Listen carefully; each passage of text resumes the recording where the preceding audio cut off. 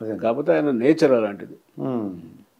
Sir ఇది ఇప్పుడు NT Ramarao గారు తన చైతన్య రథాన్ని వాళ్ళ కొడుకు రన్ చేశారు అంటున్నారండి, హరికృష్ణ. అలాగే బాలకృష్ణతో ఎలా ఉంటాడు? తన యొక్క అంటే ఈ సినిమా రంగం తన యొక్క వారసుడేమో బాలకృష్ణ అని చెప్పారండి. అలాగే సినిమా రాజకీయంగా అది అయితే సినిమా వారసుడు అయితే బాలకృష్ణ. హరికృష్ణ గురించి అసలు ఎలా మాట్లాడేవారు? ఆయన కొద్దిగా అగ్రెసివ్గా ఉన్నట్టు అనిపించేదండి మాకు చూడడానికి.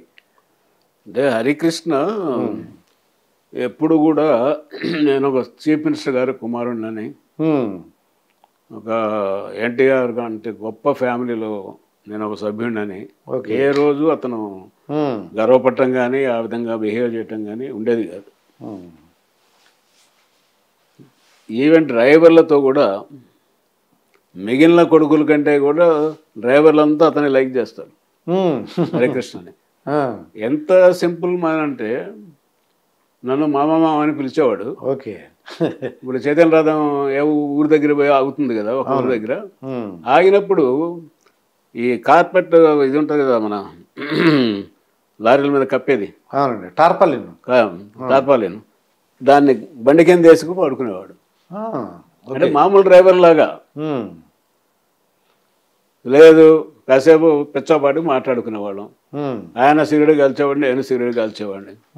నా జేబులో ఆయన తీసుకున్నాడు, ఆయన జేబులో నేను తీసుకునేవాడిని. ఎన్టీఆర్ గొప్పతనంలో ఇది కూడా ఒకటండి. తన పిల్లల్ని ఎవరినైనా, మా పిల్లల్ని కానీ ఆడపిల్లల్ని కానీ ఎప్పుడు కూడా ఒక్కరోజు కూడా ఆయన చీఫ్ మినిస్టర్గా ఉన్న టైంలో సెక్రటేరియట్ గేట్ దాటలేదు. ఇవాళ ఎమ్మెల్యే తమ్ముడు, వాడి కొడుకు, బావమరది, ఇంకొకడు అంతా పెత్తనాలు చేసేవాళ్ళే కదా. అవునండి. ఒక్క కొడుకు కానీ ఒక కూతురు కానీ పోనీ ఆఫీసర్ తోటైనా ఏదో మాకు ఈ ట్రాన్స్ఫర్ కావాలా, మాకు తెలిసిన వాళ్ళు అది ఇదని అడిగిన సందర్భాలు లేదు. ఇక హరికృష్ణ అయితే ఇంకా చాలా సింపుల్ మ్యాన్ అనమాట. ఆయన అందరితోటి బాగుంటాడు, తనకు అసలు గర్వం లేదు. దురదృష్టం తను సొంతంగా డ్రైవ్ చేస్తూ చనిపోవడం అనేది చాలా దురదృష్టం. ఎక్స్పర్ట్ డ్రైవర్ అతను, చాలా ఎక్స్పర్ట్. చైతన్య రథాన్ని నడపడం అంటే సామాన్యం కాదు. ఒకరోజు జనాలు మామూలు రోడ్డు మీద నడపడం ఎవడని నడిపేస్తాడు, విపరీతమైన జనాలు విపరీతంగా. ఒకసారి మేము చిత్తూరు జిల్లాలో ఎలక్షన్ ముందు ప్రయాణం చేస్తున్నాం. చంద్రగిరి ఏరియా నుంచి మెయిన్ రోడ్డుకి ఎక్కి చిత్తూరు టౌన్కు పోవాలి. అక్కడ నుంచి 30 కిలోమీటర్లు ఎంతో ఉంటుంది. చిత్తూరు టౌన్కు ఒక 4-5 కిలోమీటర్ల ముందు రైల్వే అండర్ బ్రిడ్జ్ ఉంది. అండర్ బ్రిడ్జ్ ఉంది. అడిగి పోయేటప్పుడు పెద్ద ఆయనే పాపం, నర్సయ్య గారు మీరు ముందు పైలట్ కార్లో కూర్చోండి, జనం విపరీతంగా ఉంటారు, మీరైతే అదిలించుకుంటూ పోతారు అన్నారు. మా ఇన్స్పెక్టర్లు ఇద్దరిని పైన కూర్చోబెట్టాం. డిఎస్పీ పైన ఉన్నాడు. ఆ రైల్వే అండర్ బ్రిడ్జ్ దగ్గరికి వచ్చేటప్పటికి మా వాళ్ళు చెప్తూనే ఉన్నారు, సార్ రైల్వే ట్రాక్ ఉంది, తల ఉంచండి అని చెప్తున్నారు. ఈయన వంచాడు. ట్రాక్ 2 పట్టాలు ఉంటాయి కదా, ఫస్ట్ పట్టా కింద ఉంచాడు. ఆ రెండో పట్ట దాటక ముందే తల పైకి ఇచ్చాడు. పట్టుమని శబ్దం వచ్చింది. వచ్చినప్పటికి బండి ఆపాం. బ్లడ్ వస్తూ ఉంది ఇట్లా. నైట్ 8-8:30 అయింది. ఏడుపు తగులుకున్నాడు హరికృష్ణ. తన వల్లనే జరిగిందని. తను డ్రైవింగ్ చేస్తున్నాడు కదా మరి. ఎందుకు ఏడుస్తున్నావు, ఏమైంది ఇప్పుడు? నా డ్రైవింగ్లో మీకు దెబ్బ తగలడం అది. సరే కొంచెం బాధపడ్డాం. ఏదో ఒక గుడ్డ చేసేసి కట్టుకట్టాం. చిత్తూరు మీటింగ్ దగ్గరికి పోయాం. జనం ఒక 30-40 వేల మంది ఉన్నారు. ఝాన్సీ లక్ష్మణి ఆమె పోటీ చేస్తా ఉంది అక్కడ. నాకు తెలుసు, వాళ్ళ నాన్న డిప్యూటీ కలెక్టర్గా చేశాడు. జనం అంతా ఇది ఎన్టీఆర్ మీద రాళ్ళు వేశారు, దెబ్బలు తగిలినాయి, కట్లు కొట్టుకొని వచ్చారని చెప్పి పెద్ద కమోషన్ అన్నమాట జనంలో, అలజడి. నేను చెప్పిన మైకులో చెప్పి ఏం కాలేదురా బాబు, ఇట్లా జరిగింది, మీరు తొందరపడొద్దు అనవసరంగా అని చెప్పి. అప్పుడు త్రివిక్రమరావు గారు వీళ్ళ బ్రదరు, ఎన్టీఆర్ బ్రదర్, ఆయన కూడా ఉన్నాడు మా దగ్గర. ఆయన నర్సయ్య గారు మనం చెప్తే మూర్ఖుడు వెండో, మొండి పట్టుదల, ఏం చేద్దామన్నాడు. మరి నువ్వు సొంత మనిషి, నువ్వు చెప్పకపోతే, నువ్వు చెప్తే వినకపోతే నేను చెప్తే వింటాడాయా? అందులో ఈయన ఉపన్యాసం మొదలుపెట్టి నరాలన్నీ బిగదీసి మాట్లాడతాడు. దాంతో బ్లడ్ ఇంకా కారుతూనే ఉంది. మేము కట్టుకట్టినా కూడా నరాలు ఉబ్బిపోయి. తెలుగుదేశం ప్రజలు అలా మాట్లాడుతుంటారు. నేను అప్పుడు ఇంకా ఆవిడ ఝాన్సీ లక్ష్మి తెలుసు కాబట్టి, అమ్మ చూడు ఆయన ఇట్లా ఆపడు, మేము ఎంత చెప్పినా వెండో, నువ్వు మైక్ పట్టుకొని ఉమ్, అన్నా నేను గెలుస్తున్నా, ఉమ్. మీరు ఆవేశపడొద్దు, మాట్లాడొద్దు అని చెప్పి బ్రతిలాడి కళ్ళని పెట్టుకో అని చెప్పి అని చెప్పి చెప్తే ఆమె అట్లే చేసింది. ఉమ్, ఆపాడు. ఆపిన తర్వాత బలవంతంగా హెడ్ క్వార్టర్ హాస్పిటల్ తీసుకెళ్ళాం. ఉమ్, ఎంత దౌర్భాగ్య పరిస్థితి అంటే సీఎం వస్తూ ఉంటే కనీసం అక్కడ అంబులెన్స్ ఉండాలి కదా, అవునండి.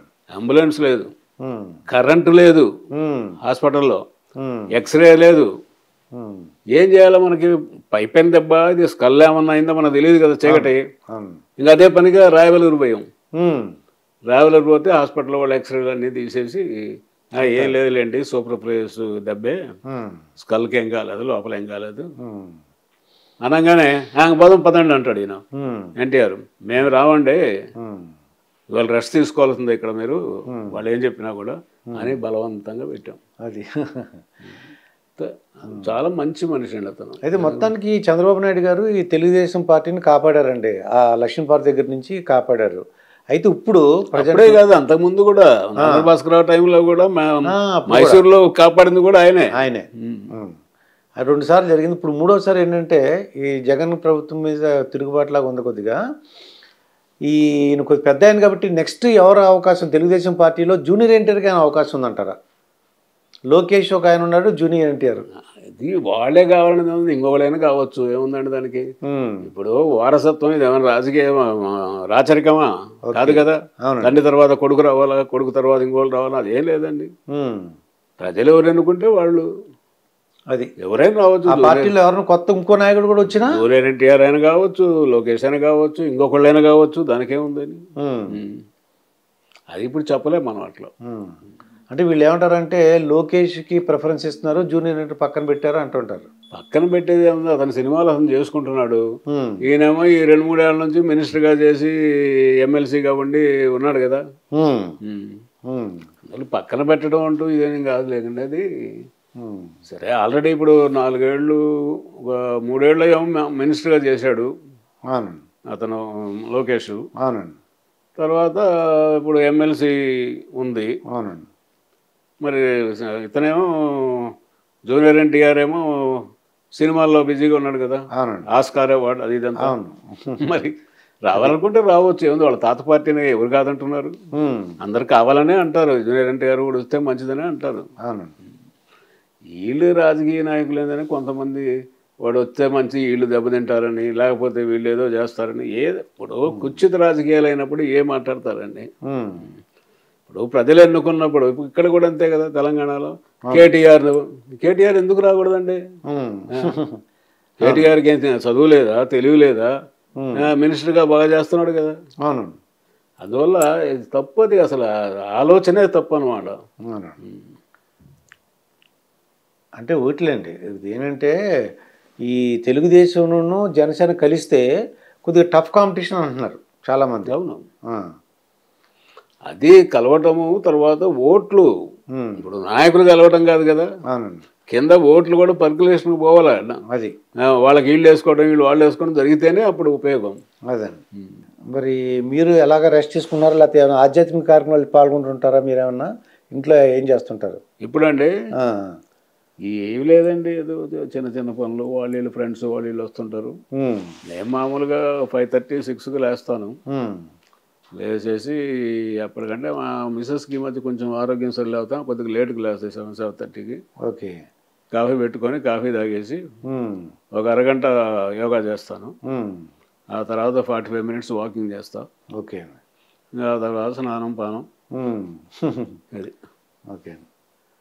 అది మీరు ఆరోగ్యంగా ఉండాలని మంచి అంటే మంచిగా ఏమైనా అవకాశం ఉంటే సామాజిక సేవ కార్యక్రమం పాల్గొనాలని కోరుకుంటున్నాను. థ్యాంక్ యూ అండి. ఓకే, నమస్కారం.